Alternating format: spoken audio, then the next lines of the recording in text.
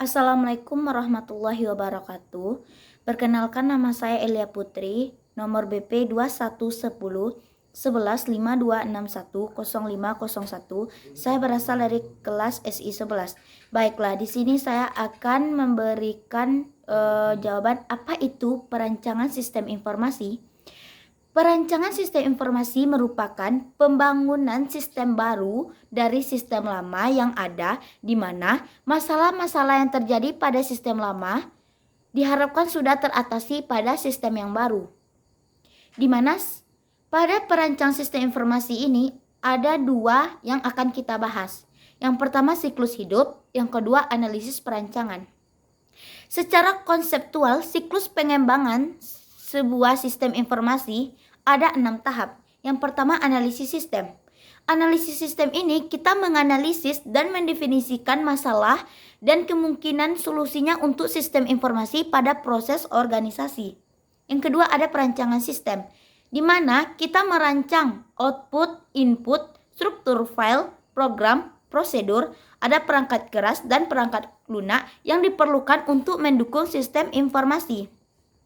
Selanjutnya ada pembangunan dan testing sistem, di mana kita membangun perangkat lunak ini pasti kita perlu menggunakan sistem untuk melakukan testing secara akurat supaya nanti rancangan sistem informasi kita ini berjalan dengan lancar. Makanya kita melakukan testing dengan secara akurat, melakukan instalasi dan testing terhadap perangkat keras, serta kita mengoperasikannya perangkat lunak tersebut. Yang keempat ada implementasi sistem, di mana kita beralih dari sistem lama ke sistem yang baru untuk melakukan pelatihan supaya sistem ini sudah berjalan apa belum. Selanjutnya ada operasi dan perawatan, di mana kita mendukung operasi sistem ini dan kita melakukan perubahan atau tambahan fasilitas supaya perancangan kita ini semakin akurat. Selanjutnya yang keenam ada yang evaluasi sistem. Evaluasi sistem ini kita mengevaluasi sejauh mana perkembangan sistem atau perancangan sistem yang telah kita buat dan apakah perancangan sistem ini telah bagus atau sudah bisa dioperasikan. Selama siklus tersebut berlangsung, kita akan mengulang-ulang bagaimana siklus tersebut apakah berjalan dengan lancar, di mana siklus di atas merupakan model klasik dari pengembangan sistem informasi. Model-model baru seperti prototyping, spiral, 4G, dan kombinasi dikembangkan dari model klasik di atas.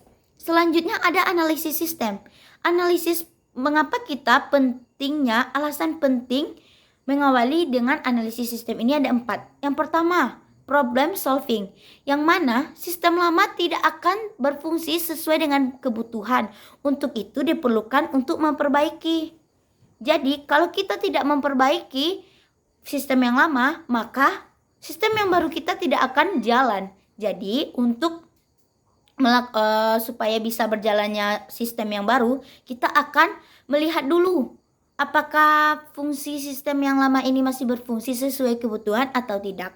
Kalau untuk itu, mari kita menganalisis diperlukan memperbaiki sistem sehingga dapat berfungsi sesuai kebutuhan kita. Selanjutnya ada kebutuhan baru, di mana adanya kebutuhan baru dalam suatu organisasi atau lingkungan sehingga diperlukannya modifikasi atau tambahan sistem informasi untuk mendukung organisasi yang telah kita rancang ke depannya. Selanjutnya kita mengimplementasikan ide-ide kita terhadap teknologi yang akan kita rancang. Selanjutnya ada meningkatkan performansi sistem secara keseluruhan. Baiklah, sekian dari saya. Assalamualaikum warahmatullahi wabarakatuh.